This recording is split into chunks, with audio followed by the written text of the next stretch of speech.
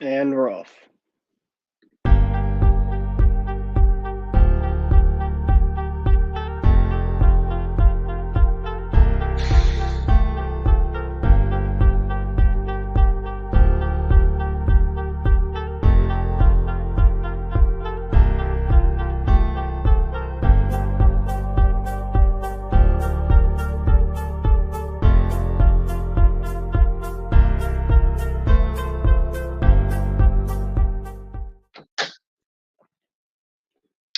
Good evening, everyone, and welcome to another edition of Kicking It with Cruz. Guess you could say like Celtics post-game edition. I'm not sure how much I'll have outside of my other stuff for tonight, but I did want to get to a post-game show, and we're expected to have some other guests on as well for the program for tonight.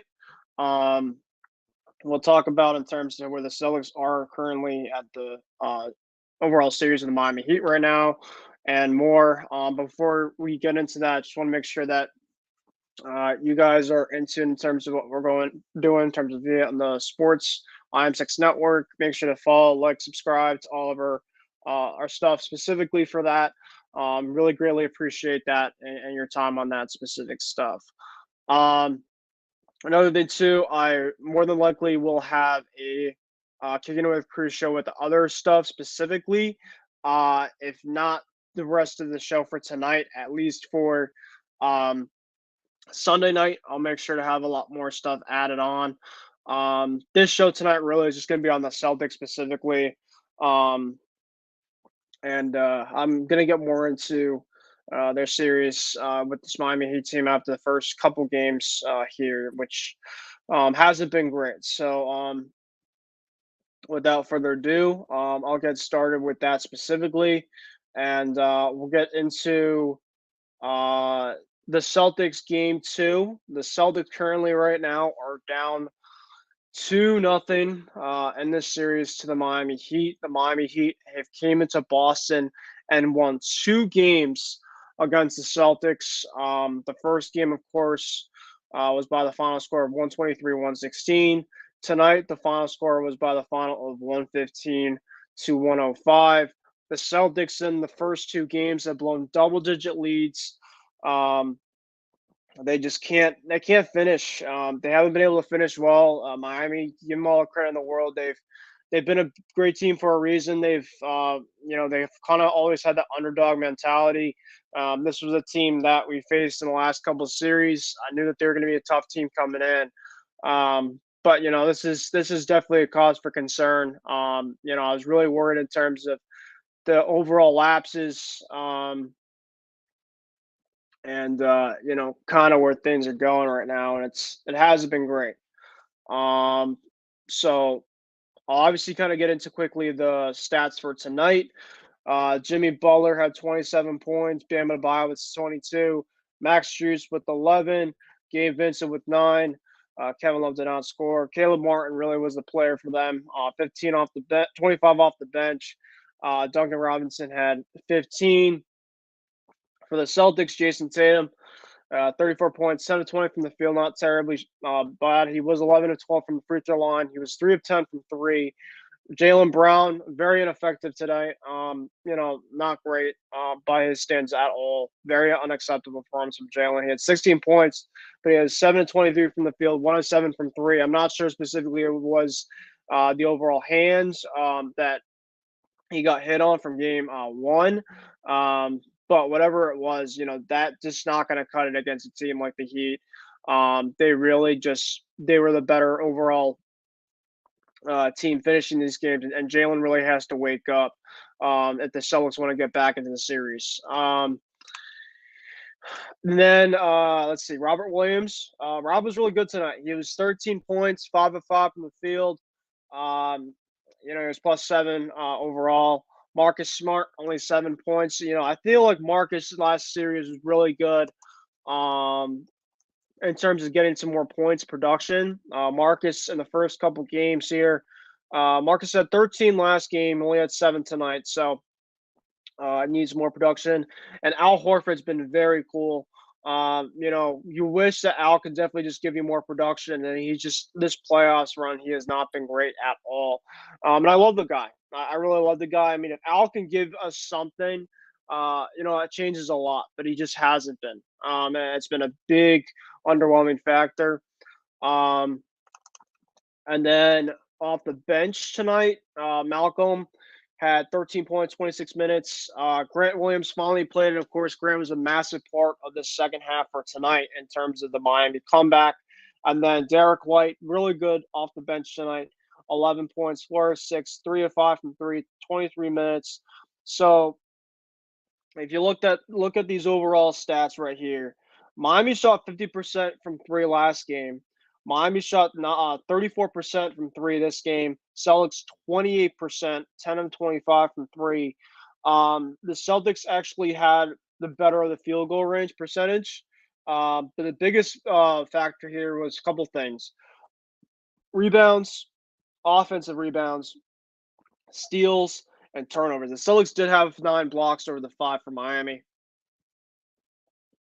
But I gotta just really be curious in terms of where things go from here. The Celtics had two massive opportunities. They had to at least win one game, and they let something slip away. They lost two games, um, and you know they have to be able to respond. I'm not feeling good about these chances right now, and I'll say the reasons why when I get some guests on here for tonight, which I should be having probably pretty soon. Um, but just really disappointing. It's just been a lot of these games really down the stretch too for the Celtics is their inability to finish games out on the right note. They've really just struggled. They've really struggled being able to just really clamp up and it's just really just been a really tough overall factor. So where do we go from here? I don't know where we go from here. I really don't. This looks like a Heat team that's just playing really connected, really together. They play really well in stretches. Um, I just don't know about the Celtics. I just don't know. I know that, Jalen was saying after tonight's game, he's, thinking about the Heat that they do a really good job with. And obviously, it's with two guys really that have been the key contributors to their run: Eric Spoelstra and Jimmy Butler. Really, without those two guys, I don't feel like the Heat are going to be here. Yes, they have some great shooters. They have some guys here and there. Bam's a really good, respectable overall big. But the guy that really runs the show is Jimmy Butler. Jimmy Butler's been really the guy that's run the show ever since 2020. He's a guy specifically that he just really carries that team. The culture there, it's just it's something specifically where it's really hard to kind of put in. Yes, they might not be the better team a lot of the times when they play, teams in the playoffs, but they have heart, and heart can take you a long way. I mean, the thing about Miami is they have the coach and they have the heart. So, you know, they've already shown it already against the Bucks. I know that Giannis was off a couple games. They played the Knicks. I thought that the Heat were a better team than the Knicks, but and I thought that he could have beaten us too in this type of series, but you know, I don't want this to be an early series. I don't want to look at this type of series and be like, this was a massive opportunity that the Celtics let again because of stupid mistakes, stupid and conflicted mistakes that I've seen with this team time and time again. Um, and it's not like the Celtics. You look at the two games, you're like, oh, they could have lost. They should have lost it deservedly. They could have won these games. They really could have. The first game, Miami, the third quarter for the Celtics was absolutely atrocious. Tonight, I thought that the Celtics third quarter was fairly good. The Celtics were up by 11 points in the fourth quarter. It was going back and forth in terms of runs. The thing about Miami was they got some guys like Caleb Martin and Max Drew said a little bit. It was really Duncan Robinson. Guys made timely, big time shot after shot after shot. And Jimmy really, for the most part, I thought the Celtics did okay with. But then when it came down to crunch time, all that he did was give it to Jimmy. How about you double team Jimmy? How about the Celtics double team Jimmy up a little bit? Double team and make others beat you down the stretches of games. I'm sick and tired of just seeing Jimmy Butler just go one on one on one because we've seen it already. We've seen in terms of what he can just do mismatch wise, and he's going to keep on taking that matchup day in, day out. The Celtics, Joe Mazzulla and Ime Udoka, the two differences right now are massive right now. And Ime Udoka, the biggest thing about Ime, which I absolutely loved and had confidence with, was he was a defensive-minded first type of a coach. When you're playing a really good overall coach in Eric Spoelstra, who's a very good, quick in-game type of coach, you got to have different game plans to get ready and to back up his next punch. Because I've looked at the first game so far. Every single little run that Boston has, boom, Spoelstra ready to take a quick timeout.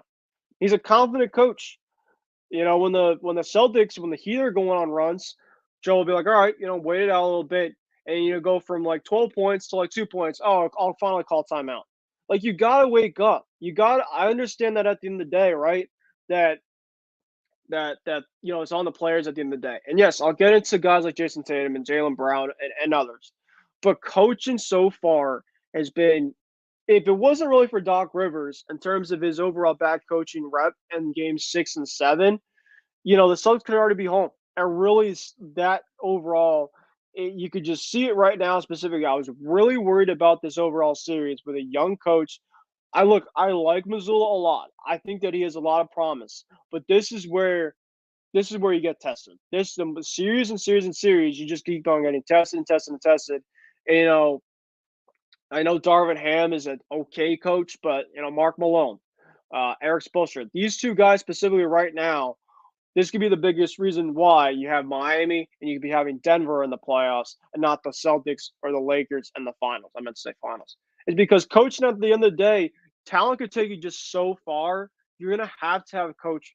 They're gonna have to have coaching where it has a little bit of experience and just guys specifically where it just takes the will to win. And I think the Celtics have the talent, but do they have the will to win? That's what I really worry about with this team right now. They're down 2-0. My biggest question to them now is come Sunday, do they wilt or do they respond? Because if you win game 3, yeah, you're still down 2-1 in this series, but at least you make it a series. At least you make it in a way where Miami has to kind of look and be like, okay, it's just there's just something off. There's something off specifically in terms of, is it the overall coaching? Is it the overall guy specifically try to just be hero ball at the end of the day? The Celtics in crunch time, this whole world playoffs as a whole, maybe outside of game 6 against Philly, they've been atrocious. They have to find ways when the game gets tight, that they have to find ways to overcome these obstacles, because they won't win a championship if they don't overcome these obstacles come to the end of it. If they can't close games out to what they want to close games out. It's a 48 minute type of a game. It's not 36. It's not 24. I just don't understand specifically why the Celtics just don't complete the overall job. And I have here Isaiah Leon here. Isaiah, thank you for joining on tonight's program, my guy. Just kind of going through the overall start in terms of the series, Isaiah. I know you're probably a little shocked about this specifically. I'm not, and I could obviously say to myself of why I think the Celtics season could be all over earlier than expected, which I'm absolutely not happy about at all. But Isaiah, my guy, how are you doing tonight on this Friday? Yeah. I would say I'm probably doing a little bit better now. I wasn't feeling too well earlier in the day, but thanks to the power of Advil, I'm feeling a lot better now, so that's good. But yeah, it's good to see you, Ben. I know that you're probably not too happy about what happened tonight. Me myself, I'm like shocked at what happened because I totally thought that Miami was just going to take the night off like they did in Game 1 of the first round against the Bucks or in Game 1 against the Knicks and not show up. But credit to the Heat. I mean, they showed up tonight and I cannot believe these words are about to come out of my mouth, but they just went into Boston, not at their own home floor, but they went into Boston and took the first 2 games. Like I just can't comprehend what happened today. I don't either. But I'm not surprised at the end of the day. I've said this time and time again specifically. And you told me this in round 1. You're like, if I'm the Celtics, I don't want to face this Miami type of a team. They always just have this underdog mentality, time in and time out. But what I'm frustrated more about is a couple things specifically. It's the fact that they had double digits in both of these games specifically, and they let them off the hook and let Miami just hang around and hang around and hang around. Another thing too is Jimmy Butler is a great player, but you can see already from his time in his past, why don't the Celtics start to double team Jimmy Butler in the last 3 minutes of the game? I don't care if others beat you. Tip my cap, and time is at the end of the day. Yes, maybe one or two times you have a guy like Derek White or Malcolm Brogdon, but the single overall defending coming in crunch time is just simply not it right now. It's simply not it. And a guy maybe like Ime Udoka, and I've been saying a lot of Ime Isaiah the last couple of times, but this is where I'm starting to see Ime Udoka's presence being missed because Ime was a guy, especially in terms in crunch time, where I'm like, okay, the Celtics when it matters most, they can get a stop when needed, and they can go out and run and run the offense specifically where it has to be. And you have Missoula being the assistant coach Ime last year, so I feel like right now specifically, I feel like Joe's trying to get both of them, both the offense and defense, working, and it's just not, and of course the coach time management. I have to also get into this. So when the time gets tough specifically, I just don't know specifically if Missoula is the right guy for it. I don't understand specifically where we go from here. I'm not obviously discrediting Miami by all means, as we have my good friend James Gonzalez joining the program. James, hope you're doing well tonight, my friend. Um, I don't know. I mean, I give credit where credit's due. Miami's a great team. Miami's a great team, but they just came into our house and took both of those games. That should not happen. And, that's pretty much a sign specifically where I don't know specifically if they have the answers. I just don't know specifically. And I even told some people, and you guys could be shocked about this specifically, what I'm just about to say. The Boston Celtics could be swept. They could get fully on swept in this series because of the killer instincts that have been feeding them time and time again. And Grant Williams, you have fully on poked the bear in Jimmy Butler, in which a series game that we needed. Jimmy Butler essentially is just like, oh, this guy is Grant Williams, and Jimmy Butler essentially just took it. He took it. So it's just not going to get any easier. Specifically, the coaching's been a big disadvantage. I knew this coming into the series. But the execution late in games is just not. It's not been the last couple of games. It's been a long couple of years, and I just don't understand it. I just don't get it. And then with Joe saying the stuff after the game, he's like, "Well, we had some good looks in the fourth quarter, shots and going. How about you go to the basket and attack?" They kept on shooting, settling from outside. I understand that the Heat like to play away where they frustrate you late in games and they play a zone, but you got to find ways to attack. Because if you don't find ways to attack it, this series is going to be over than it's going to be expected. They've had problems with that zone in the bubble. They had problems with it last year, but they had the coaching when the coaching matters. So, James, I'll go to you specifically, my guy. And Isaiah, I'll go to you specifically. Do you guys kind of understand kind of where my frustration is coming from? I'll go to James. Yeah, I see it because it showed definitely this postseason so far. When you take the Hawks to 6, and it should have been at least a sweep or 5 games, and then you have trouble in the second round there, and then you needed a late fourth quarter game out of Jason Tatum, and then in Game 6 there, and then you have the Game 7 where Tatum had to go off. It's just odd to see, this team, the Celtics, it seems like they're resilient at times, but then, like I always say, it seems like they have lapses of concentration or they do something uncharacteristic and they let the other team back in. You saw that 20-4 run Miami had tonight late. And it seemed like, right, you mentioned the Grant Williams thing. It was reminding kind of me of like the Dylan Brooks thing, poking the bear. It reminded me right there. And then that's where Jimmy Butler went off and then Caleb Martin went off. But man, this is more on the Celtics. Whatever emergency playing they had to go through in Game 6 to get to Game 7, the urgency, I should say.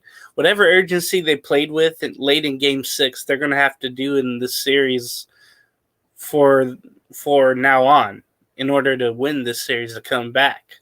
We've seen it, though, where you go down 2-0 at your house and then you go on the road and you win 2 and then you get the home crowd back. So we've seen it done, but Miami's really hot. Butler's really hot. I don't buy it. Bam Adebayo, I don't know if you saw that, Ben, but of course you're watching the game, duh. But it's all good. Man, he was rebounding the hell out of the ball offensively, man. He wasn't really throwing around Al Horford away or Jaylen Brown, but you saw him that one fourth quarter rebound where he pretty much got everybody out of the way, grabbed the ball, two-hand dunk. It seemed like he's having his way the first 2 games inside. But, man, with Boston, getting back to your question, it just seems like they need to play with more urgency, especially in the fourth quarter. They just don't have that right now. And that's been a theme. And again, you mentioned since the bubble, in this playoffs, you just have to come with it all 4 quarters. I like to think of what TNT was saying. I think it was Kenny Smith, and then Charles would agree, but they never go over their speed limit. They just play at the same pace the whole game, Miami does, where they slow everything down, they get offensive rebounds, and they score when they need to, and they get some clutch three-point shooting. It's something Boston really has to corral and get tougher. I think of Pat Riley. Every time I hear that soundbite from like 85 or 84, whatever it was, he was telling the Laker timeout huddle, stay tough. That's what it's about. And right now, that's all I could think of when I think about the Celtics right now, Ben. I 100% agree. I just don't understand specifically what it takes to get this team going. And I think specifically, Jaylen Brown after last game in Game 1, he's just like, it felt like we play like at a regular season type of game pace. This game after tonight, he was talking about how Miami switches a lot and how we've had trouble exploiting their zone defenses. You should not have these overall things right now if you're the Boston Celtics. You just can't, because the Heat right now specifically, they're getting in your head physically and they're getting in our head mentally. And if you're the Celtics right now, you have 2 games in Boston. You have to at least split one. I was expecting to go 2-0 right there. But after that Game 7 in Philly, with the way they looked like Game 7 looked like the Celtics that I know specifically. They finished off from square one to quarter 4. But the difference between that team and the difference between this team, 1, Miami doesn't quit, and 2, they make you force the time and time out and get in fourth quarter situations where you're not comfortable with. Essentially, I remember Coach Spoelstra early on in the game is just like, make the Celtics shoot a ton of threes. Make them settle. Don't let them go attack and go to the rim. And I'm thinking to myself, they have us. They know exactly in terms of, because we ride and die really by the 3. And Joe's not going to switch it, which frustrates me. He doesn't get it. He doesn't understand specifically where adjustments come in and come out. And the reason why the Celtics won in Miami last year specifically is when the time got tough, Ime Udoka got the guys together and was able to figure out a plan in place. I don't know if Joe Mazzulla has it. I feel like Joe essentially is like, okay, guys go back to the bench. He draws up plays. I don't even know if they're drawing up plays half the time, because when it gets tight, I don't even know what they're doing half the time. It feels like they're just chucking up shots, and then Miami gets another opportunity, and then they cut it to from like an 8-point lead to a 4-point lead. I looked at this game tonight, and I'm just like, oh, here we go again. I'm like, I knew it was coming. And, people, it's like, oh, Celtics are not going to lose twice at home. I knew it was going to happen. The Celtics have not been a great home team whatsoever. And everybody outside of Boston just like, well, that's shocking, because you feel like Boston always has a great home advantage. Not this year. The Bruins already broke my heart Game 7 in TD Garden, and one of the most crazy upsets.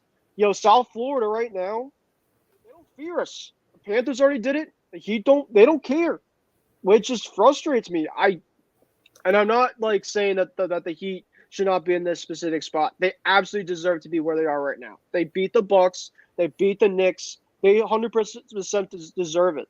But the Celtics have to match their intensity. They got to be a lot better than this. I mean, Jaylen Brown tonight, unacceptable. You have to have your star players show up, and Jason Tatum and Jaylen Brown, the fourth quarter specifically, they just have not shown up. And I 100% agree with you, Isaiah, in terms of that specifics, because I was kind of knocking in terms of their failures in game one because of their third quarter and how terrible it was. Well, our third quarter was fine tonight, and it looked like the exact same script in game one, fourth quarter, to game two. It just was not pretty. And Grant Williams specifically, you want to come in, right?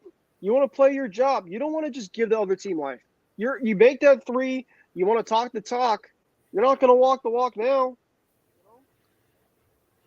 I don't understand the overall mindset with this team half the time. And it frustrates me because on paper specifically, the talent is there. They have no excuses. They really don't have the excuses, but they lose. They make losing basketball happen because of stupid crap. I just don't get it. I think of Malcolm Brogdon. Didn't he say something about Miami before game one about, we just have to be tougher than them?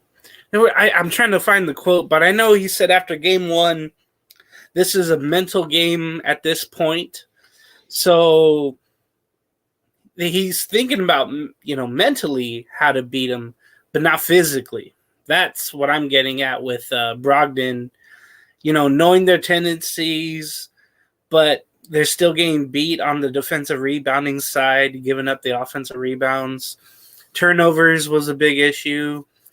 That's all got to change. They got to find themselves. They literally have to go in people's hearts and minds and thoughts right now on the Celtics, literally, and just say, what do we do to turn it around? What do we do to be physically tougher, not mentally, but physically, and actually do the job that's needed? So they have to go in the hearts of people to figure out something. Isaiah, I want to get your overall thoughts specifically in terms of, where is the Celtics kind of mindset right now? Do you feel like that Spoelstra's kind of figured out this team kind of, right now after the first two games? And is it a potential sign that this series could be already over than a lot of people are expecting, which I personally, unfortunately, feel this way? Ben, I don't think this series is over necessarily, but I think that the Celtics are on the brink. I'm glad that James brought up the word urgency when he was making his remarks about this game number 2.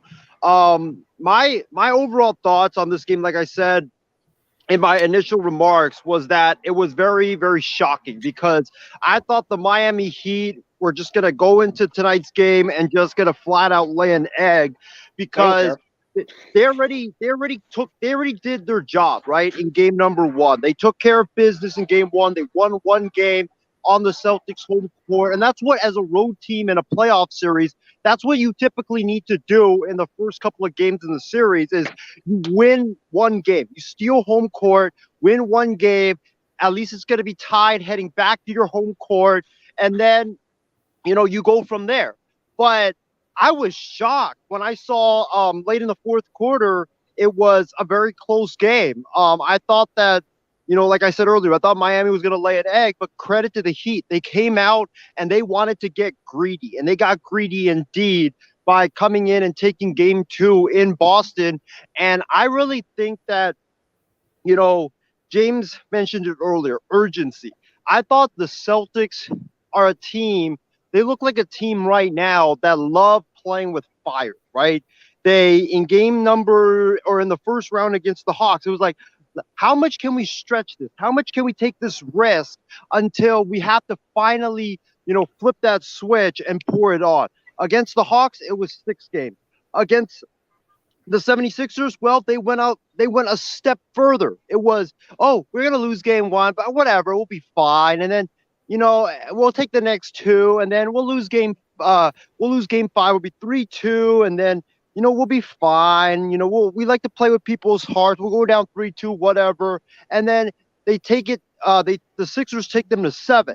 And then now it's like, how much can we stretch this even further when it comes to playing with fire without us burning? Oh, let's lose the first 2 games on our own home court. And that mindset, you cannot win a championship with that mindset because you're going to bend, and keep bending. Eventually, you're going to break.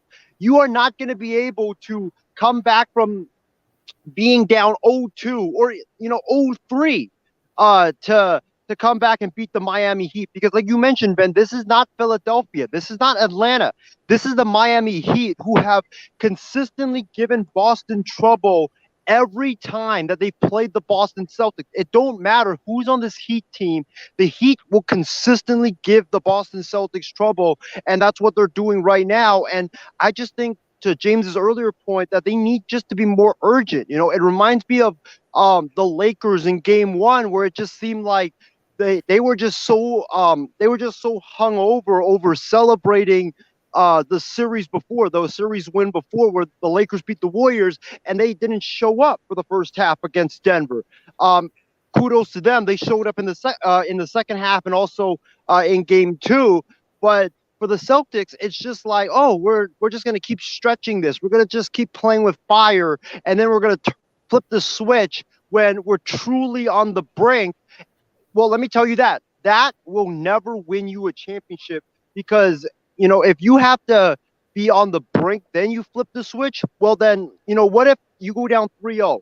How are you going to come back from that? You're not going to come back from that. So I thought for the Celtics that their offense, especially late in that game, was just very, very ISO ball heavy, and also a lot of quick trigger from 3-point land. But I really think that it just started from Grant Williams poking the bear and talking trash to Jimmy Butler. When I saw that, I was like, Grant Williams just committed the biggest sin of his life, because you don't do that to Jimmy Butler. You could do that to James Harden. You could do that to Joel Embiid. You could do it to Trae Young. But Jimmy Butler is a different breed. Jimmy Butler is a different player. I knew Jimmy Butler was going to go off once Grant Williams did that. You just don't do that to Jimmy Butler. I don't know if you guys saw that, but once Grant Williams did that, he kept hunting for Grant Williams. Jimmy Butler was like, hey, give me the ball, and I'm going to go after Grant Williams every single time until they bench him, and let's see if he could stop him. And Grant Williams could not stop Jimmy Butler at all. And I felt like that incident really energized the entire Miami Heat team, because Caleb Martin started being aggressive. Gabe Vincent started knocking down shots, although he had one really stupid foul late in that game that I was just screaming in my hand. I was just like, what are you even doing, Vincent, when you come to fouling Jason Tatum on that 3? And then Bam Adebayo was very aggressive late in the game. So this game, the reason why the Celtics lost, yeah, you could say, they got quick trigger from 3 late in the game, but I think it was the incident that they woke the Miami Heat up. And you guys know Jimmy Butler, he is never going to forget this. It's not going to be 1 game, it's not going to be 2 games, but I think for the rest of this series, you're going to see him try to hunt Grant Williams the rest of this series.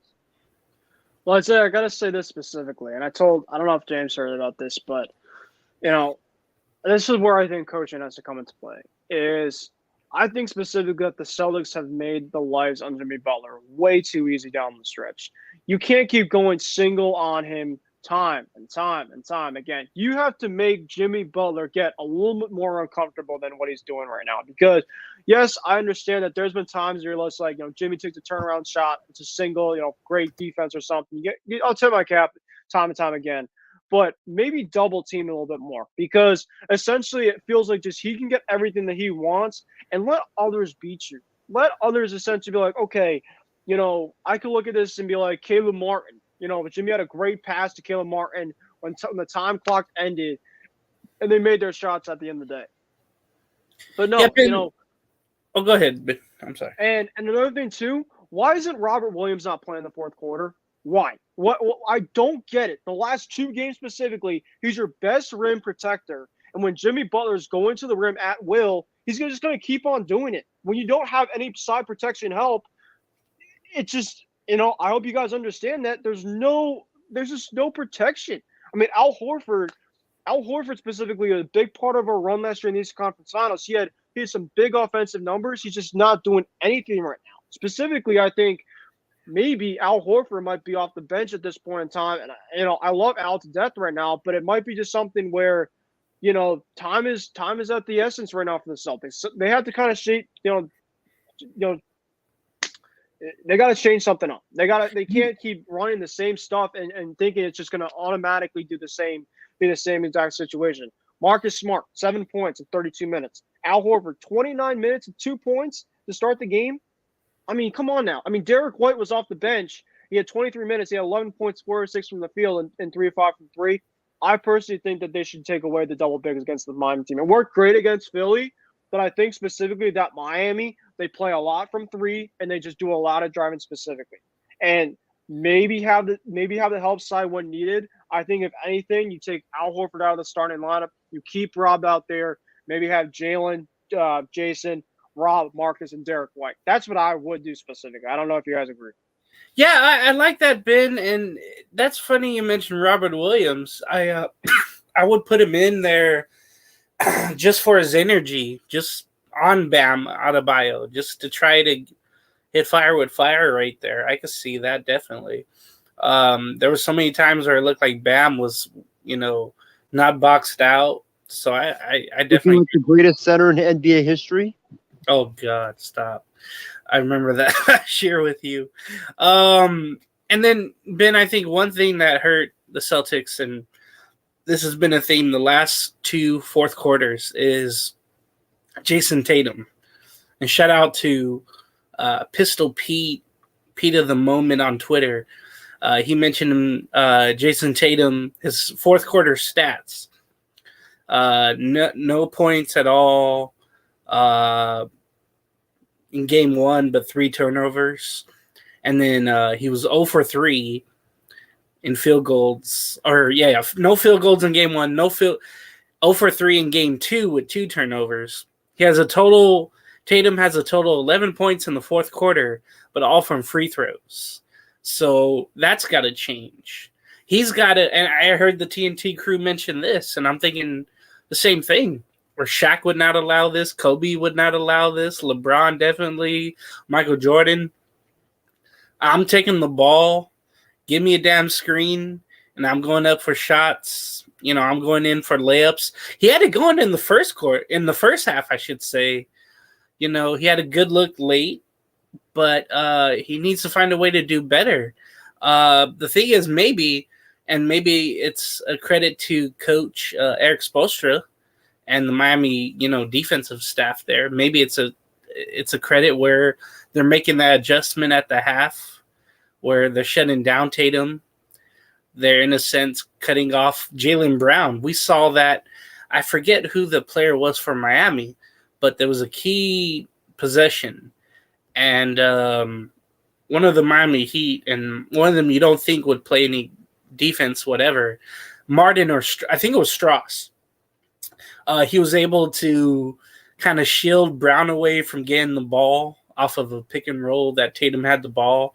So he had great defense on their other scoring option on that play. So I thought, that was a good defensive strategy there. The Celtics, again, they got to figure it out. We'll see if that happens. I know the Miami crowd, they're kind of laid back, but they can be raucous. So, man, I'm definitely are in trouble. Casey King, Miami looking good. And by the way, I got to mention Casey King. Yesterday, he told me about the hockey, or he posted about the hockey game that went 4 overtimes, and I tuned in just at the right time when the overtime goal was scored. And then I actually passed out in that overtime, and I got up. I looked at my phone. I said, "There's no way that actually happened." So yeah. Sorry, go on though. No, that's it, man. I was amazed that happened because I was doing one show with someone else. I couldn't believe that was still going on. So I was just shocked by that. But I'm definitely, if there was a panic meter to 10, I think I'm pretty much at 6.5 right now for the Celtics. Yeah. So, what do you guys think now in Game 3? Do you feel like the Celtics have a little bit of response in them, or do you feel like the Heat go up 3-0 and essentially pretty much end the Celtics season from here on out? Because for me specifically, I think the Heat are going up 3-0. I really am, and it's really tough for me to say, but I just don't. I don't trust the overall mindset right now or where things are. I just think that they're not really all fully connected apart. And I think specifically that the Celtics got fortunate enough that in Game 6 with Jason Tatum, he had a really good finish to that overall game, and they shot great and they locked up defensively with a head coach and Doc Rivers, where the Celtics got up to a certain amount of a lead cushion, and the Sixers kind of gave up. I looked up specifics. When the Heat are down by 10 points, they were a plus over 500 team compared to the rest of the league. It's insane.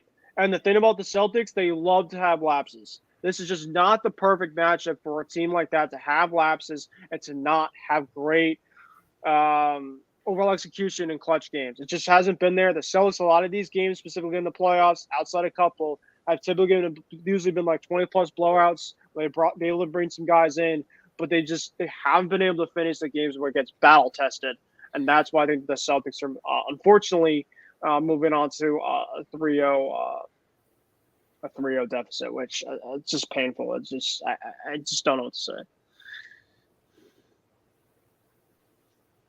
Well, ahead, I think Ben, to your point, before I get into my prediction for Game 3, you mentioned the Celtics adjustments, what they need to do.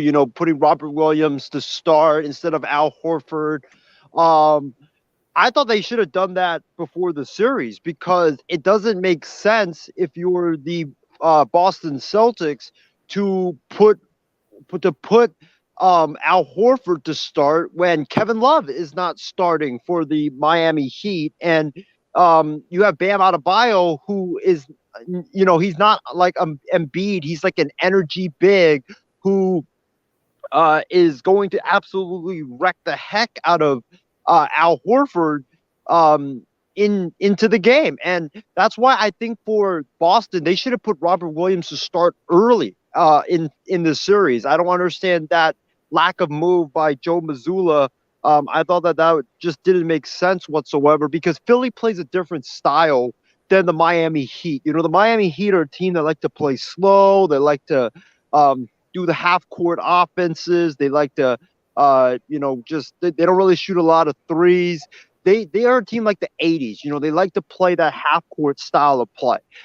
So it just doesn't make sense for Al Horford to be in the starting lineup when the Heat aren't going to stretch it out and shoot a bunch of threes.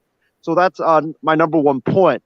Number two, I wanted to say was I'm glad. I don't know if James is reading like when I'm tweeting or, No. he's in my head or whatever, because he brings up all these points that he brings up is what I was going to say. And I'm glad he mentioned Jason Tatum.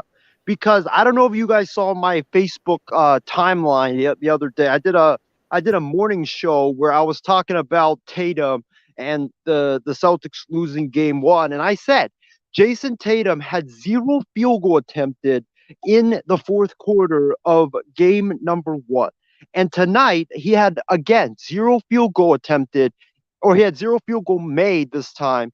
At least he attempted 2 shots, but he had 0 field goals made in the fourth quarter of Game number 2. Jason Tatum absolutely cannot have 0 shots made in the fourth quarter. That just cannot happen. Jason Tatum is super big time. He's a tremendous player. He's one of the superstars of this league.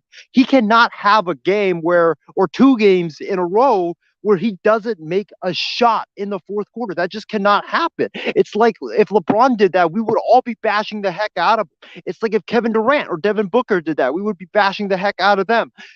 That just cannot happen. Jason Tatum needs to channel his inner Kobe. He needs to channel his inner LeBron. He needs to channel his, inner Michael Jordan and be like, hey, give me the ball.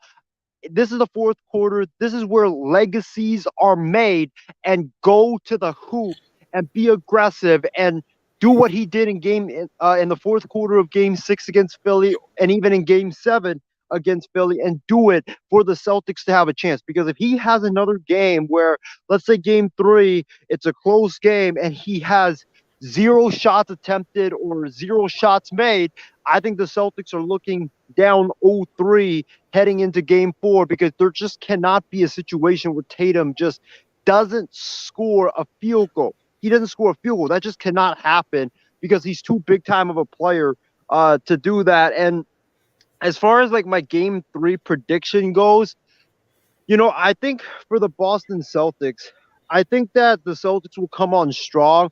But Ben, this is why I think that a lot of people on Twitter are bringing this up, like, oh, Lakers, Celtics both down 2-0. Yeah, they're both down 2-0, but I feel like the Celtics have the more difficult task, because I feel like when you're down 2-0 and you're going back home, I feel like that's easier than when you're down 2-0 and you're going on the road for the next 2 games. We're a better road team, though. That's the only thing. Yeah, that is true.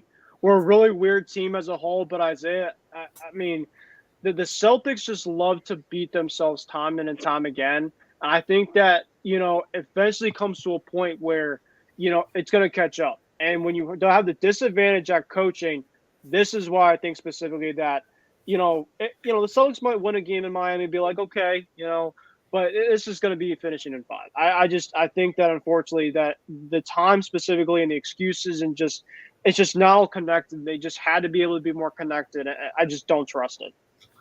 Yeah, Ben, I get your point. I brought this up earlier, where I thought the Celtics, they love to play with fire. And you can play with fire all you want, but eventually you're going to get burned. You could take a bunch of risks, but in the end you're going to get suckered. So the Boston Celtics, I mean, you cannot have that lazy, lackadaisical style against the Miami Heat, where you're just like, hey, we've been down this road before, everything is going to be okay, screw urgency, we can just keep bending and bending and bending. We're not going to break. You're going to break eventually. You're now down 2-0. You're heading back to Miami. If Miami wins wins a game on their home court, which I see is very likely, I don't see the Celtics coming back, because it's going to be too tough of a task going up against a Jimmy Butler-led group. And so I think for Game 3, I think the Celtics will come out strong early. They'll have that urgency and great energy that they were lacking in the first 2 games in Boston. But if it gets to a close game, that's where I'm kind of fearful for the Celtics, because the Celtics have struggled in close games recently, both against Philadelphia and then against the Miami Heat these last 2 games. And the Heat have been one of the best clutch game teams in the NBA. I think the Celtics are going to come out with great energy and they'll play strong early, but it's going to come down to the third and the fourth quarter, because we've seen it before in the past where the Celtics get off to a good start, but then the Heat just, they just keep up, and then in the end it's like they take over in the fourth quarter. But I think Boston wins Game 3 just because I think they know they have to in the back of their mind. And I think it's going to come down to Game 4, and we'll see what happens. Well, I think specifically, I think that, Game 3 is an absolute must, because you win Game 4, yeah, you're still only 3-1, but the momentum is massive if you go Game 3, because then you go like, okay, we have the momentum where we can tie the series. I think the last thing Miami wants to have happen is to go to Boston, being tied in this series, because I think specifically it's kind of like Philly in Game 6. They feel like specifically, we had a great start to the series, but crazy things have happened. And I ride it down with the Celtics type team. Listen, I don't obviously want this Celtics team to just completely finish off the season the way that they want. I don't want this to happen. Quit. But I think specifically, I don't know what that was all about. I'm just looking at a realistic picture, James, that specifically I look at the coaching is just not there specifically. It's a disadvantage. You just miss the coaching massively. Your star players have to show up in the second half, in the fourth quarter specifically. And the Miami Heat have had that in both of the games in Boston, and that's been a massive factor too in terms of it. The outside shooting, I think Miami just has the edge right now. and to go into 2 games in TD Garden and to win both of them for a team like that, I mean, that's just a team that's playing with absolute house money. They don't care about the past stats. They don't care about how good and talented your team is. They're like a group of guys you play the rec league at the gym who essentially just are going to battle it out game in, game out. I mean, it's crazy. I mean, I tip my cap to them. Like I said, if they go on and they move on, they deserve it because they've gone probably through a really tough stretch. It reminds me of the 2020 bubble run. But I would love to at least see the Celtics make some fight. Specifically, I'd rather have them finish off, start the game a little flat, but finish off strong because at this point in time, it's been the exact same opposite. Finish off the game strong for me and at least show some fight, please. Yeah, I really to go on the side of Miami here. I really like what Bam Adebayo was mentioning. He had a post-game interview with the Inside Guys, and he was talking about how they feel when others don't pick them to win. How they were the number 1 seed last year, but they lost. How this year they feel like they've been slated because they had to get through the play-in to get here. Miami, it just seems like all of them, they play with a chip on their shoulder. They play with urgency. They play with heart and hustle, and they might not be the most talented, but it seems like they get tougher when things get tougher. I think I really see that with Miami. Like they have a Miami way. It seems like it started with Pat Riley a while back in the late 90s. It seems like it's been that ever since. They have a track record of winning, but it's all in Boston though. Like, how are they going to come out? I do like the fact that you mentioned, Ben, that the Celtics are a better road team than home team, and you kind of saw that throughout the definitely the second round against Philadelphia. I really want it to be a series for sure. But it's going to have to start with Sunday with the Celtics trying to find something inside of them. And then it starts with Jaylen Brown being better. It happens with Marcus Smart, maybe to get tougher himself, but contribute more. Like I was talking, I think last week or the last time we had a show, we were talking about how the scoring goes. If Tatum is doing his thing, it's his game. It's his ball. But when he's reluctant to shoot or he keeps missing or just doesn't get any field goals, it's on Brown. And then if it's not Brown, it has to be a mix of Brogdon or Smart or Horford even. But Horford, only had 2 points tonight. So either Smart has to come up big with clutch threes. Maybe you see that in Miami where if there is a double team on Tatum or Brown, hopefully Smart or Brogdon is open. Maybe they can come back in that way with some wins. But they just have to get tougher, again, in my opinion.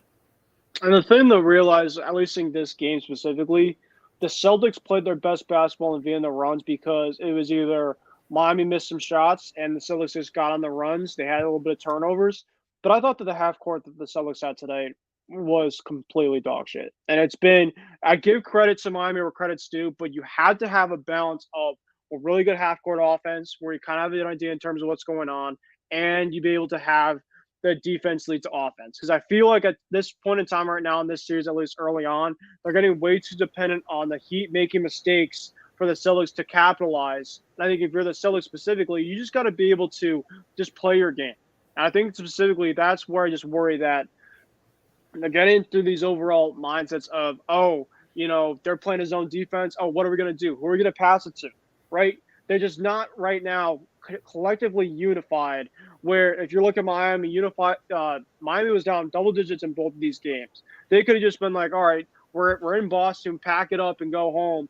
But they were just like, I'm looking at you, and I'm looking at you, and I'm going to let you take it all the way, and I'm going to have the others follow. That's what I am talking about as a basketball team. I want to have guys like that. And you know why that's the case? One guy and one guy like Eric Spoelstra.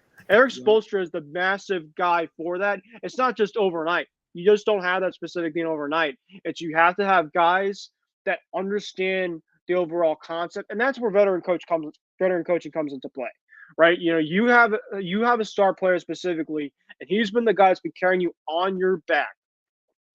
This is where the Jason Tatum and Jaylen Brown factor come into play. I need Joe Mazzulla to look at these guys when the time gets tough and look like, listen, I want Jaylen Brown or Jason Tatum to be looking at each other and be like, let's finish off this game the right way. Because I think as of right now specifically, Bam Adebayo and Jimmy Butler are looking at each other just like, I don't care how we do it. We're going in, we're playing with the mindset, and we're going to finish the job, and we're going to seal it and essentially change everything from here. I like that. Ben, I'm glad you brought up the coach. I thought that, Joe Mazzulla wasn't the guy after, I believe it was game 4 or 5 against the Sixers. And I'm sticking with that. I think that Joe Mazzulla should have never had that interim label taken off, and the Celtics took it off way too early. Like, we all know, this Celtics team, at the end of the day, they have a lot of talent. So, of course, they're going to have a great regular season. But what it comes down to is the postseason. Can you perform in the playoffs or not? And that's how it's going to determine your legacy. And Joe Mazzulla is getting out-coached literally every game or every round of these playoffs. You can make a case that, had the Hawks had more talent, I think the Hawks could have won that series against the Celtics. The fact that the Hawks took the Celtics to 6 shows you how Quinn Snyder outcoached Joe Mazzulla. And then Doc Rivers and the Philadelphia 76ers. Doc Rivers was out coaching Joe Mazzulla for a good portion of that series against the Sixers before Jason Tatum decided to go all Michael Jordan and go off in both late in Game 6 and also in Game 7. And then you look at this series, Joe Mazzulla versus Eric Spoelstra. I think we all can agree that at the end of the day, Eric Spoelstra right now is undoubtedly winning that coaching matchup against Joe Mazzulla. He's running circle around Joe Mazzulla right now. In this series, and if I'm the Celtics, if the Celtics get swept, right? If the Celtics get swept, I know Brad. It's going to be tough for you, but I think Brad Stevens needs to look himself in the mirror and say, I made a mistake, because I think the reason why Brad Stevens hired Mazzulla is because he wanted a puppet. Brad Stevens, let's face it, he's coaching from upstairs right now. He's always going to be a head coach. He's always going to have that head coach mentality, whether he is a coach or he's an executive or even if he's an advisor. He's always going to have that coaching mentality. And I think that's the reason why he wanted a young coach like Mazzulla. It's because, Mazzulla's been in the building. He knows Tatum. He knows Brown. He's not going to ruffle any feathers. Plus, Brad Stevens can pull the strings from above because he knows that Mazzulla doesn't have any experience, so he can basically call the shots from upstairs. I think that was a mistake by Brad Stevens, and if the Celtics lose in 5, or if they get swept, and this series is like far less competitive than we all thought it would be from the beginning, then I think that Mazzulla definitely needs to go, especially with all the great veteran coaches that you have right now on the market, like Nick Nurse. You have Mike Budenholzer. You have, you have Frank Vogel out there. Doc Rivers is out there as well. We have a great plethora of veteran coaches out there on the market right now. So I think if you're the Celtics, you got to make that move, especially if Nick Nurse stays on the market longer and longer, because I think Nick Nurse is definitely a better upgrade than Mazzulla at this point. Yeah, I mean, you make a lot of great points, and I do have to say, I think Mazzulla is a good coach, but I think it gets to a point in time where the talent sometimes will override in terms of his overall play. Like, he doesn't have to be the overall perfect, guy for it. Eric Spoelstra, essentially, he has some guys there, but Eric Spoelstra is just a guy ready. Like I was saying before, I don't know if you came on, but every single time the Celtics might have had a little run, I saw Eric Spoelstra timeout right away. I'm just like, okay, then he can just settle the guys down. Joe Mazzulla, on the other hand, he'll be from a 12-point lead, he'll go down to 2. I'm just like, hello? hello, is anybody here? It just like I just don't understand specifically. It gets too little, too late. And with Ime Udoka and Joe Mazzulla, that's where the difference was. Ime Udoka looked at the situation. He's a defensive-minded coach already as it is. I looked at the times down the stretch where you had to make a timeout when it was needed. That's where it was completely missing this series, is because I knew already before the series that Eric Spoelstra was a better coach, and it's because of veteranship and stuff like that. But the fact that the first two games in Boston, Eric Spoelstra essentially was able to run circles around you is just absolutely concerning. And it's just pathetic, honestly, because I think specifically, you're going to have that down the stretch. I mean, Darvin Ham, Joe Mazzulla, Eric Spoelstra, and Malone, right? I think it's Denver. Coaching matters at the end of the day. The talent could take you so far specifically, and the Celtics have a DNA where they already play down the competition as it is, and they have lapses as it is. You can't have the combination of where you have that specific things against a really gritty Miami team and a coach that doesn't understand how to take a timeout at the right point in time. It just cannot happen. Well, it also goes back to, remember in game one where the Miami Heat had a 46-21 quarter, and I couldn't believe this when I read it, that Joe Mazzulla never called a timeout during that run. And I think Marcus Smart said something post-game after game one, that the reason why Joe Mazzulla never called the timeout or any timeouts during that stretch was because he wanted to punish the Celtics and make them have that like sink or swim, throw them into the fire and try to survive mentality. Like, what is he even thinking in that situation? Yeah, like I understand punishing your team, but it's not about punishing your team when you're taking a timeout. It's about stopping the other team's momentum and trying to drop a play to try to stop their momentum. With him not taking a timeout in game one and not taking a timeout during several of Miami's runs tonight, it helped Miami just continue that run, and that lead just kept going down and down and down until you saw Miami have the lead late in that game. I'm just kind of curious to see for clicks, right? In terms of the Celtics Heat series, actually game 7, what was it? 2021, I'm pretty sure. Let me see. 100-96 was the final for the Celtics. I'm just going to look at Ime Udoka defensive net rating because, listen, I just don't think that the defense specifically right now is where it has to be. And we're 2 games through against a Miami team specifically that's playing with a ton of confidence. I mean, you let Gabe Vincent, not Jimmy Butler, but Gabe Vincent when it was on the line making that shot. And, that team specifically, I tip my cap, man. But, man, you're just in a really tough spot. I mean, I hope specifically that the Celtics just don't die as it is. They don't just give up as it is. And, the Celtics are just kind of playing mind games like they've been playing mind games with me all season. But, Jaylen Brown tonight said after the game as well, he said, they took 2 games in our house. Why can we just not do that specifically? Well, what do you mean, Jaylen? 1, you're one of the star players. 2, you were absolutely terrible. So why are you going to say that as it is? I mean, I guess you have to say something. And 3, why do you want to put in your situation this way? At least tie the series and make it respectable. Now people are going to wonder, outside of being either a Celtics fan or Heat fan, is the series going to even be competitive? This is where you believe. This is where we live for specifically, and a lot of people like Celtics Lakers. Give me something. Give me that. But at the end of the day, guys, I think right now that we've kind of seen this as is the heart and the coaching. I don't know if you guys agree with me. Talent doesn't always get you where it needs to be. It can only take you so far. I think specifically right now with the Celtics, game 3, they have to be able to come with some adjustments. Maybe start with a different lineup. Maybe come and finish off the fourth quarter with the way they want to be. Because I think right now Miami does have all the momentum as of right now, especially with the way that happened. The Celtics have to find a counterpunch. And what do you think specifically that counterpunch is? Is it the adjustments? Is it just, taking timeouts earlier? And to be fair, I'll give you on the other side. What does the Heat have to counterpunch to keep this momentum the way that they can have to close this potentially out for a sweep game in game 4? So I'll go to one of you guys. You guys can go from here.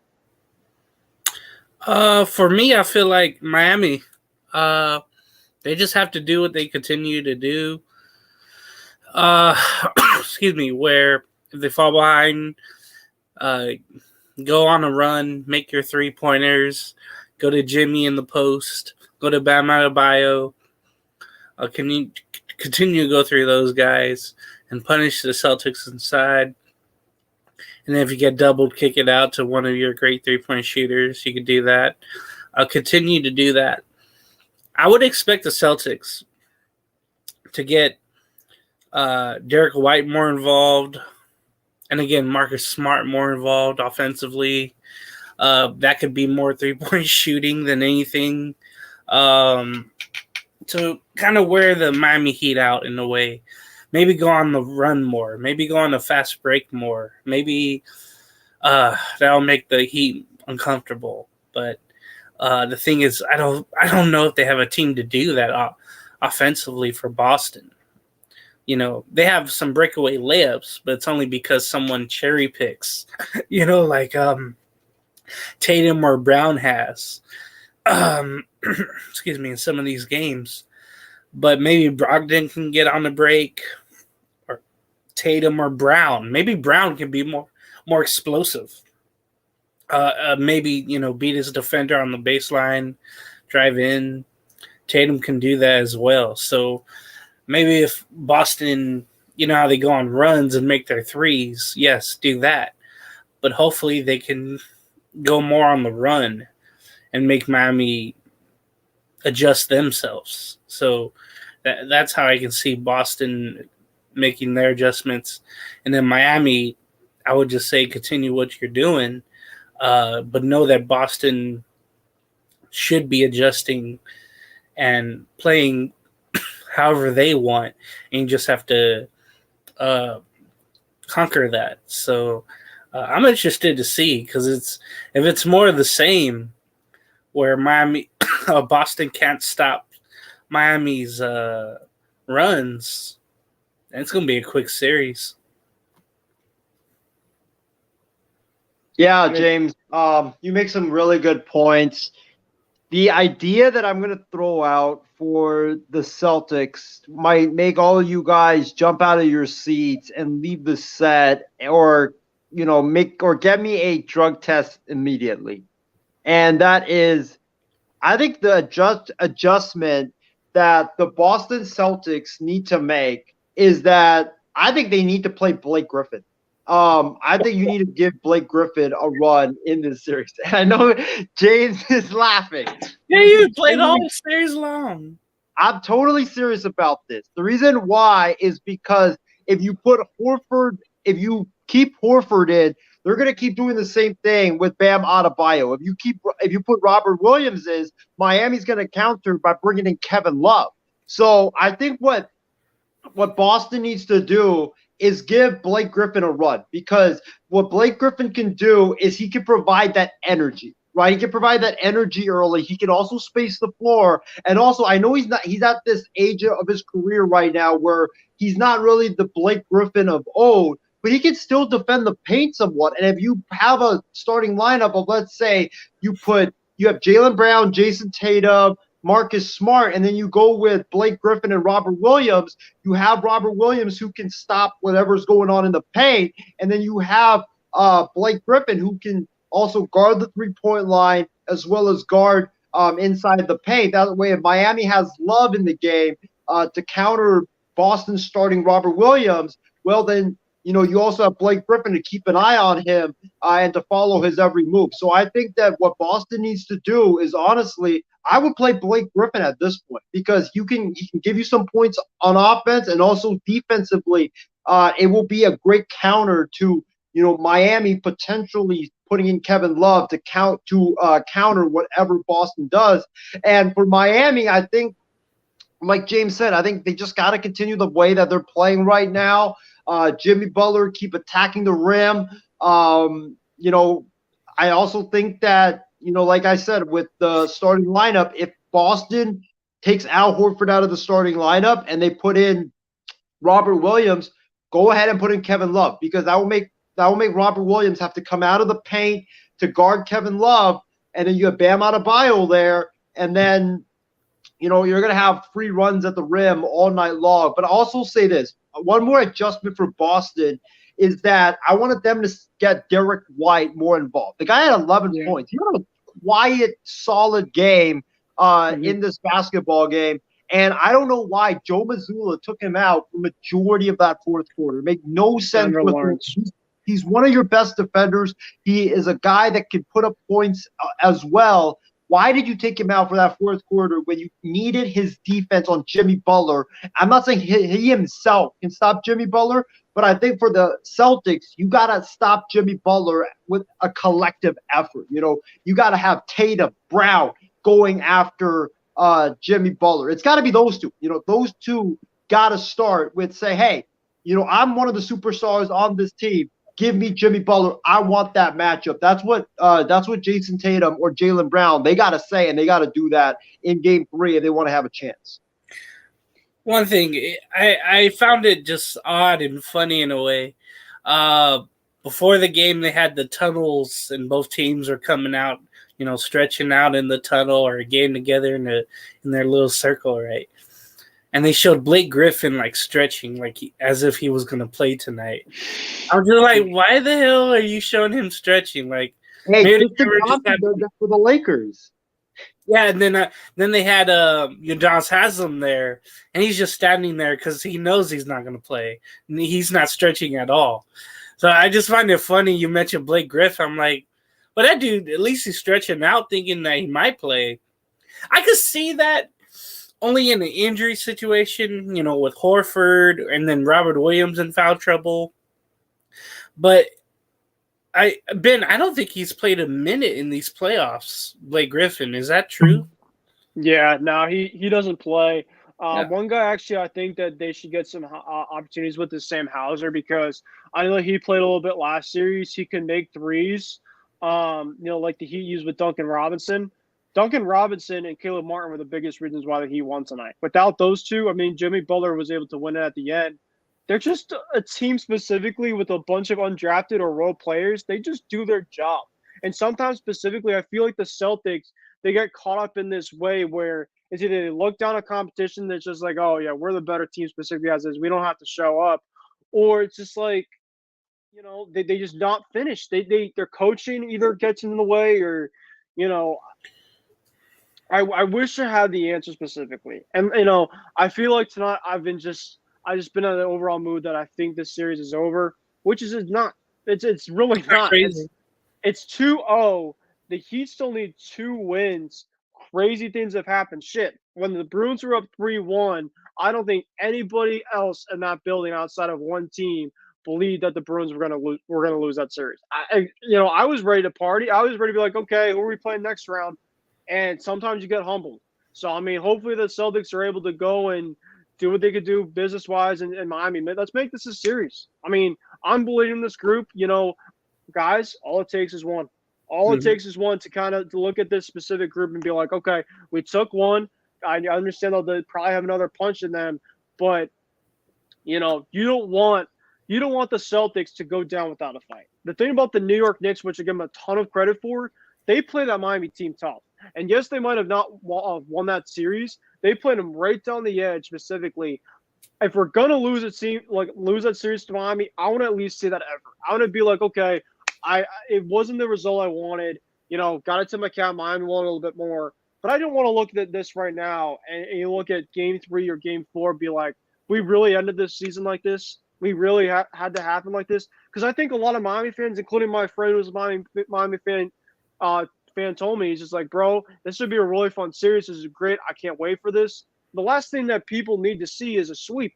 Yeah, you probably understand that, but I'm worried that we're just going to get swept at this point in time. That should not be a mindset for my Celtics to be in after being down 2 games. Because I just don't feel like the Celtics – I feel like the Celtics always respond to adversity. And this is my one time right now specifically where they're getting battle tested. And I just don't know where the next way is to, resolve it. I guess that's the best way to do it, because Miami's just that team where they're one of the best teams of basketball right now. They got a very good coach, which is absolutely running circles around you. And they have a superstar that's playing at an absolute elite level that you just don't know if you'd be able to stop in crunch time if you're not going to double team him half the time. So I just don't know. I don't know where things go from here. Now, guys, I guess before we go for tonight's show, and I appreciate you guys coming on. Isaiah, I'll let you take it to the floor for your Lakers specifically because they're also in the same situation as my Celtics. Yeah, I obviously got out I was able to get off my chest, but I was able to get at least off my chest on the Celtics. By the way, James, my Red Sox won tonight, so at least I it saw was that. all bad. They won at San Diego and they ruined Xander's first game, which, by the way, Xander, I still love you. But anyway, that's another topic. But Isaiah, do you guys feel like now you're going back to LA down 2-0, right? And I guess like this is kind of my post game show to the last of kicking it with Cruz tonight until we have game what was it 3 post game? Game 3 post game will be Sunday night, and that will be more of other stuff on top of the stuff for tonight because tonight is kind of be more Celtics and just kind of the other stuff reaction wise after just an absolute shocking start to the series. Isaiah, I'll let you take it to you because you're the Laker fan. How do you feel like the Lakers get back in the series? Well, I think the Lakers should be up 2-0 right now. I thought that the Lakers are two passes to Austin Reeves for 3 away from being 2-0. I think that in crunch time, in the first 2 games of the series, I really think the Lakers have just absolutely decided to play hero ball late and not gone to the hot hand and move the ball, and that's why they've wilted. You had game 1 where that LeBron James 3 might have been one of the worst possessions I've seen this year in the playoffs because you had all the momentum. You had 40 seconds left on the clock. You're down by 3. The Nuggets aren't stopping you at the rim, and instead you take a contested 3 from like 30 feet out. Like that made no sense whatsoever. Plus you had 2 timeouts left. And then yesterday, I think the Lakers were down 3. They had the ball after Reeves stripped, I think it was Jamal Murray for the steal. And then Anthony Davis decides to take a contested 3. It's like, what are you guys even doing? Like, if you watch the replay, Reeves was wide open. And I'm like, dude, pass it to him, man. Like, I don't understand like that situation. Like Reeves was literally the hot hand on this team. He had 23 points yesterday. He had, I believe, 20 points or 21 before that point. And he was the guy that was like 4 for 4 from downtown. I don't know if he was gonna make it, but at least you gotta give him a shot. And that's where I think the Lakers have failed in the first 2 games in Denver, is that, with the Celtics, it's that I feel like the stars haven't really shown up. But for the Lakers, it's the opposite, where it's the stars that tried to do too much instead of trying to move the ball around. And I think that's what really has cost the Lakers. And, I know, Ben, we're both in a 2-0 hole right now, and it really sucks because I think both of us feel like that, the first 2 games that we've lost has been very winnable. We could both be easily up 2-0 if the ball bounced a certain way. But I think for the Lakers, I think going home really helps because these playoffs have shown that the Denver Nuggets are not a good road playoff team. I mean, they went to Phoenix and they got absolutely smashed in game 3 and game 4. Yeah, it took Devin Booker and Chris Paul to put up like a massive legendary performance, but still, the Lakers, I think, are better than that Suns team. That Suns team had a lot of star power, not a lot of depth. This Lakers team has good enough star power and depth. I think the Lakers will respond in game 3, especially on our home court at the Crypto.com arena. But I think that, this series comes down to, I think it's going to come down to game 5 in Denver. I think that it's going to come down to, can LA steal one in Denver? Because if they can, then I think that they're going to win the series. But I think for the Lakers, I think you got to just, going into crunch time, the stars just got to stop doing so much and trying to play hero ball and just either attacking the rim, because I don't think Denver can stop us when we're attacking the rim, and also kicking it to the guys that are having the great shooting nights that night. So I think the Lakers, I'm not panicking on the Lakers yet. If they lose, if they're down by 15 midway through game 3, I might, hop on here and do a post-game show ripping the heck out of the Lakers, because I was about to say rant time tomorrow might be all time tomorrow night. Yeah. If they not even like when the buzzer sounds in game 3, they're losing by 10 to 15 midway through game 3. You might see a halftime post-game show where I'm ranting like crazy. But I think the Lakers right now, I'm not panicking, but it all comes down to how they start tomorrow and if they are attacking the rim. Because if they are, then I think they're going to win. But if they're just trigger happy from three, then obviously they're not going to be able to compete with Denver. But it's going to come down tomorrow. And yeah, I don't know. I'm kind of nervous in some way, but I think that for Darvin Ham, what he's got to do is, you got to start Rui, obviously, because Rui defending Jokic just seems like a good match for the Lakers.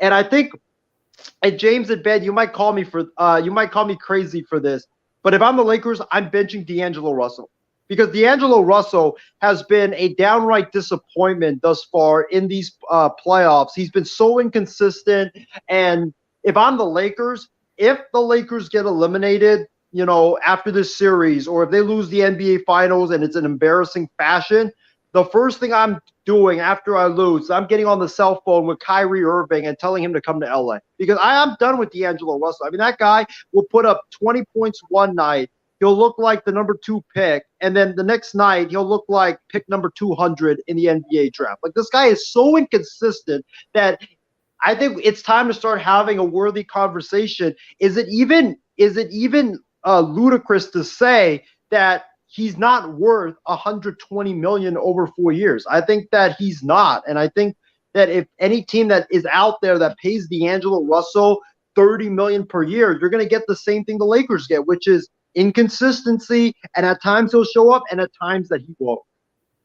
Isaiah, do you think the Lakers will go to Lonnie Walker to try to get a spark off the bench if Russell and Schroeder doesn't perform well? I think so. I think that Lonnie Walker should have played a lot more in game 2 because it seems like Schroeder and Russell were just throwing brick after brick after brick on the court, and they weren't really helping offensively. I think that, like I said with the Celtics and Blake Griffin, I think you got to give Tristan Thompson a chance, to match it with Jokic. Because here's the thing with Jokic. He wears down physically. And I know James is laughing right now, but Jokic, remember in the 2020 finals, what wore down Jokic was having 2 bigs guarding the heck out of Anthony Davis and Dwight Howard. And Dwight Howard kept pounding him physically, and he wore down throughout that series. I think Tristan Thompson would be able to provide that physicality that the Lakers have lacked ever since Dwight Howard left LA to go to Taiwan. So I see Tristan Thompson on the roster here, and on the box score, no minutes, no rebounds, nothing. What makes me think he's going to play? I don't think he's played all this time. He's played 2 games thus far. In this postseason? The Warriors, yeah, when the Warriors blew us out. He played garbage time. Oh, well, yeah. He had 2 points, 4 rebounds. Okay, no. All right, guys. I will probably go to our final thoughts for tonight, as it's getting close to almost 2 a.m. my side, and I pretty much said what I had to say. So that will conclude tonight's Celtics postgame show as tonight's final score. I didn't even really get to the final score tonight because I was just very disappointed. It was 115-105. Celtics are now down a 2-0 hole as they play game 3 on Sunday. And actually, another thing too, guys, I don't know if you guys realize, Tatum was saying tonight after the game, he's just like, he was a little bit tired out, and then he was saying something about the 8:30 starts. I mean, I don't really know in terms of the excuse right now.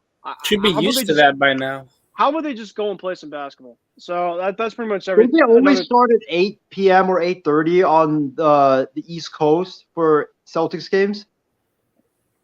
What's that?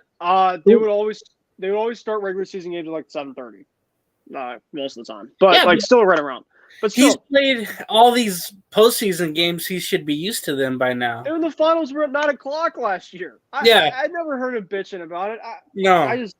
I just don't know specifically where the mindset is. But I hope that they're ready game 3. That's all I can say. There was a meme out there. I think it was like John Moran or something. Which, by the way, another topic. But it was like all we could do now is just pray. That's really kind of where I am right now with the Celtics. All I can do is pray and just hope for the best and hope things can kind of turn around. But with that being said, Isaiah, Nuggets, Lakers tomorrow night. The Nuggets, of course, are up 2-0 in that series. James, of course, the Angels keep on disappointing you? I haven't Well, really. they've won 2 in a row. Oh, awesome! All right. They did. Okay. Maniac. Uh, 400, by the way, James. he's playing. And Isaiah, is the A's turning things around at all, or are they just kidding for the worst still? They got to 10 wins finally. Yes, they did. They got 10 wins on a walk-off hit by, I believe it was Ruiz the other night. But, the A's, I'm not really worried about them because we all know they're probably headed for the #1 pick. But it's the Phillies. You get swept by the Giants, and then you lose 10-1 to the Chicago Cubs, and it just proves my point that Rob Thompson is what Clay Helton was to USC, a coach that was a figurehead who his inadequacies was all bandaged up by great talent on the baseball field. You're seeing it right now with all of his bad lineups, bad pitching decisions, and stuff like that. I think it's time to get rid of Rob Thompson, and I think the reason why he was so good last year was he caught lightning in a bottle, but it's not going to happen again most likely, and you should have hired Bruce Bochy. All right. Well, we're going to have more of our MLB stuff talk on Sunday night when we come back for our postgame show. We'll have more content of that. We'll also get back into our trivia that we had for the first 2 weeks. We'll have basketball. I know we'll have football. We're overdoing football, so we'll have that. But with that being said, though, for you guys tonight, thank you guys for joining late here on the Overall Network. I'm your host, Ben Cruz, alongside Isaiah Leon, and here with James Gonzalez. Appreciate you guys, as always, coming on for tonight. And once again, the Celtics are down 2-0 to the Miami Heat. They go for to try to get back in the series on Sunday. We'll have the post-game show for that. And so hope you guys are gonna have a great rest of your night. Hope you guys have a great weekend. At least around here, we're supposed to have some rain, I think, tomorrow, but I think Sunday we're supposed to have some nice weather, so should be a good overall weekend. Just hopefully everybody's just doing well, and we'll see you guys on Sunday for our Game 3 post-game show. Thanks again, guys, and we'll see you next time. You're a shitty fuck, man. You are an embarrassment. You absolute fuckhead son of a bitch. Go fuck yourself, you son of a bitch. Fucktard. Let's see if Fatty can even... Shut.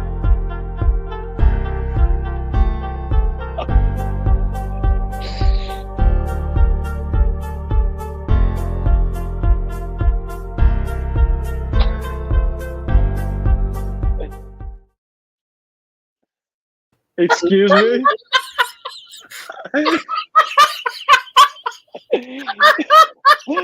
I need it. Oh my god! And that was live too. Oh no! Oh, well, I'm gonna have to go back and look at that. Oh my god! thankfully that was at the end of it. When have a great night. Jesus Christ! Yeah.